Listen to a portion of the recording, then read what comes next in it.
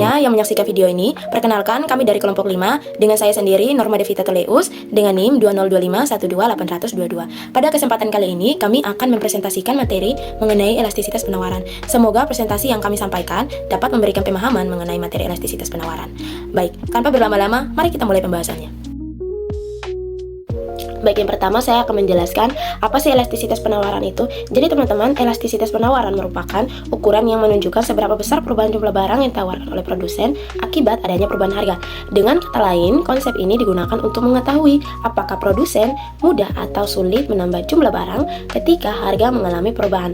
Rumus tersebut juga dapat dituliskan sebagai ES sama dengan delta Q per delta P dikali P per Q. Nah, keterangan dari setiap simbol sudah tertera pada slide, sehingga saya tidak akan membahasnya satu persatu. Selanjutnya, berdasarkan nilai koefisiennya, elastisitas penawaran dibagi menjadi 5 jenis. Yang pertama, elastis, yaitu ketika nilai ES lebih dari 1. Artinya, perubahan jumlah barang yang ditawarkan lebih besar daripada perubahan harga. Yang kedua, ada inelastis, yaitu ketika nilai ES kurang dari 1. Artinya, perubahan jumlah barang yang ditawarkan lebih kecil daripada perubahan harga. Dan yang ketiga, ada elastis uniter, yaitu ketika nilai ES sama dengan 1. Artinya, persentase perubahan jumlah barang sama dengan persentase perubahan harga. Yang keempat, ada elastis sempurna, yaitu ketika nilai ES tak hingga, dan kondisi ini menunjukkan bahwa perubahan harga yang sangat kecil dapat menyebabkan perubahan jumlah barang yang ditawarkan dalam jumlah yang sangat besar. Dan yang terakhir adalah inelastis sempurna, yaitu ketika nilai ES sama dengan 0. Artinya, jumlah barang yang ditawarkan tidak berubah sama sekali meskipun harga mengalami perubahan. Hai semuanya, aku dengan Sari Agnesia, aku dengan NIM 202512180006. Aku di sini mau ngejelasin tentang faktor penentu elastisitas penawaran. Jadi yang pertama itu ada waktu produksi. Semakin lama waktu untuk memproduksi barang, semakin inelastis penawarannya, karena produsen tidak bisa menambah produksi dengan cepat. Yang kedua, daya tahan barang. Barang yang mudah rusak, misalnya sayur dan buah, cenderung inelastis, sedangkan barang yang tahan lama cenderung elastis. Yang ketiga itu ada kapasitas produksi. Jika pabrik atau mesin sudah bekerja maksimal, produsen sulit menambah produksi, sehingga penawarannya menjadi inelastis. Yang keempat ada mobilitas faktor produksi. Semakin mudah tenaga kerja, bahan baku, atau mesin dialihkan ke produksi barang lain, semakin elastis penawarannya. Yang selanjutnya aku mau bahas tentang contoh soalnya. Contoh soal yang pertama, pertanyaannya, pada saat harga 400, jumlah barang yang ditawarkan 60 unit, kemudian harga naik menjadi 500, jumlah barang yang ditawarkan menjadi 75 unit. Hitunglah besarnya koefisien elastisitas penawarannya. Diketahui delta Q sama dengan 75 dikurangi 60 sama dengan 15. Delta P sama dengan 500 dikurangi 400 sama dengan 100. Q sama dengan 60, P sama dengan 400. Maka ES sama dengan delta P per delta P dikali P per Q. ES sama dengan 15 per 100 dikali 400 per 60. ES 6000 per 6000. Maka ES-nya adalah 1. Nah, kesimpulannya, ES-nya itu 1 elastis uniter. Artinya, jika harga naik 1%, maka jumlah barang yang ditawarkan juga ikut naik pas 1%. Yang selanjutnya, aku mau bahas tentang grafiknya. Ini contoh kurva penawaran elastisitas uniter. Karena harga si A itu naik ke atas ya, jadi si 60 ini berada di titik 400, harga P-nya naik menjadi 500 dengan jumlah unit 75. Selanjutnya kita masuk ke contoh soal nomor 2. Pada soal ini diketahui fungsi penawaran P sama dengan 200 ditambah 4Q. Kemudian kita diminta untuk menghitung elastisitas penawaran pada saat harga atau P sebesar 600. Langkah pertama adalah mencari nilai Q. Caranya, kita substitusikan nilai P sama dengan 600 ke dalam jumlah penawaran, sehingga diperoleh 600 sama dengan 200 ditambah 4Q.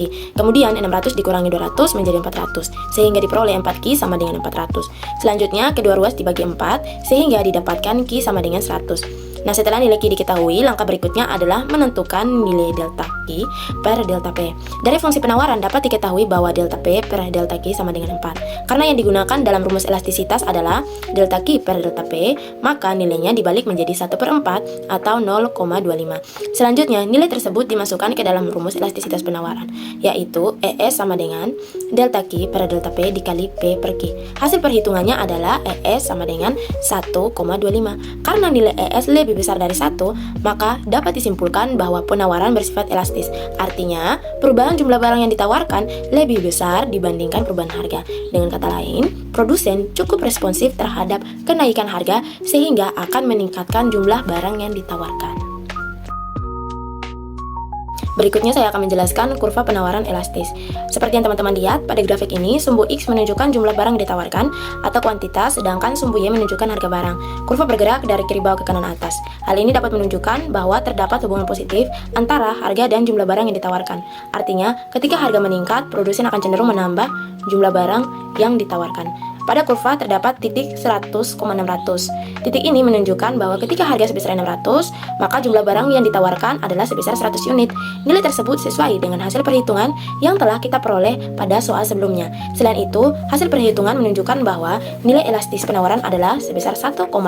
Karena nilainya lebih besar dari 1, maka penawaran pada soal ini termasuk elastis. Artinya, produsen memberikan respon yang cukup besar terhadap perubahan harga. Jadi ketika harga mengalami kenaikan, jumlah barang yang ditawarkan juga meningkat, atau dalam persentase yang lebih besar dibandingkan kenaikan harga. Dengan demikian, kurva ini mendukung hasil perhitungan bahwa penawaran pada soal nomor 2 bersifat elastis. Contoh soal yang ketiga, diketahui fungsi penawaran sebuah barang adalah P sama dengan min 200 tambah M4Q. Diketahui fungsi penawaran P sama dengan min 200 tambah M4Q, ditanya koefisien elastisitas penawaran saat P sama dengan 800. Kita menentukan nilai Q atau substitusikan P sama dengan 800. 800 sama dengan min 200 tambah M4Q. Jadi 800 tambah 200 sama dengan M4Q, jadi 1000 sama dengan M4Q. Jadi nilai dari Q sama dengan 250. Nomor 2, kita menentukan turunan fungsi dari fungsi P sama dengan min 200 tambah M4Q, maka DP dibagi DQ sama dengan 4, sehingga DQ dibagi DP sama dengan 1/4. Jadi nilai DP sama dengan 0,25. Nomor yang ketiga, kita menghitung elastisitas penawaran rumus. EE sama dengan DQ dibagi DP kali PQ, atau substitusikan nilai EE sama dengan 1/4 kali 800 dibagi 250. EE sama dengan 0,25 kali 3,2. Jadi nilai EE sama dengan 0,8. Kesimpulan ES sama dengan 0,8 inelastis jika harga barang naik 1%, maka jumlah barang yang ditawarkan hanya naik sebesar 0,8%. Kenaikan barang lebih kecil dari kenaikan harga. Contoh soal yang ketiga, diketahui fungsi penawaran sebuah barang adalah P sama dengan min 200 tambah M4Q. Diketahui fungsi penawaran P sama dengan min 200 tambah PQ, ditanya koefisien elastisitas penawaran saat P sama dengan 800. Kita menentukan nilai Q atau substitusikan P sama dengan 800. 800 sama dengan min 200 tambah M4Q, jadi 800 tambah 200 sama dengan M4Q, 1000 sama dengan M4Q. Jadi hasil nilai Q sama dengan 250. Nomor 2, kita menentukan turunan fungsi. Dari fungsi P sama dengan min 200 tambah M4Q, maka DP dibagi DQ sama dengan 4, sehingga DQ dibagi DP sama dengan 1/4, jadi nilai DP sama dengan 0,25. Nomor yang ketiga, kita menghitung elastisitas penawaran. Jadi, EE sama dengan DQ dibagi DP kali PQ. Jadi, kita substitusikan nilai EE sama dengan 1/4 kali 800 dibagi 250. Jadi, EE sama dengan 0,25 kali 3,2, jadi nilai EE sama dengan 0,8. Kesimpulan, EE sama dengan 0,8, inelastis jika harga barang naik 1%, maka jumlah barang yang ditawarkan harga naik sebesar 0,8%. Kenaikan barang lebih kecil dari kenaikan harga. Baik, sebelumnya perkenalkan nama saya Fadila Putri Wibowo. Saya di sini akan menjelaskan soal nomor 4. Baik, kita masuk saja ke soalnya. Yang pertama, kita identifikasi data dari soal. Catat semua variabel yang diketahui dari soal cerita di atas. Yang pertama ada kuantitas awal atau sama dengan Q1, yaitu 50.000 kursi, dan kuantitas akhir atau Q2 sama dengan 50.000 kursi. Lalu ada harga awal atau P1 sama dengan 150.000. Lalu ada harga akhir atau P2 sama dengan 300.000. Lalu langkah yang kedua, kita hitung perubahan kuantitas atau DQ dan harga atau DP perubahan kuantitas. Lalu masukkan DQ sama dengan Q2 dikurangi Q1. Tadi Q2-nya adalah 50.000 dan Q1-nya adalah 50.000. Kita kurangin, hasilnya adalah 0. Lalu perubahan harga atau DP sama dengan P2 dikurangi P1. P2-nya tadi 300.000 dan P1-nya adalah 150.000.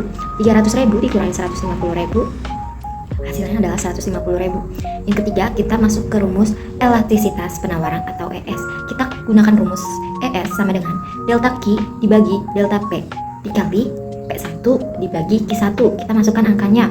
ES sama dengan DQ tadi adalah 0 dan DP-nya adalah 150.000 dikali P1-nya adalah 150.000 dan Q1-nya adalah 50. Lalu kita masukkan ES sama dengan 0 dibagi 150.000 sama dengan 0. 150.000 dibagi 50.000 sama dengan 3. Lalu 0 dikali 3 hasilnya adalah 0. Kesimpulan hasil perhitungan menunjukkan nilai ES sama dengan 0, yang berarti penawaran ini bersifat analisitas sempurna. Artinya, meskipun harga tiket naik tinggi dari 150.000 ke 300.000, jumlah tiket penawaran kursi atau tiket tidak berubah sama sekali atau tetap karena kapasitas stadion yang terbatas.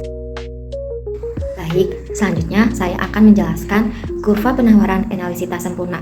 Kita lihat sumbu horizontalnya yang dilambangi dengan Q, menunjukkan kuantitas atau jumlah tiket yang ditawarkan, dan sumbu vertikalnya yaitu P, menunjukkan tingkat harga tiket.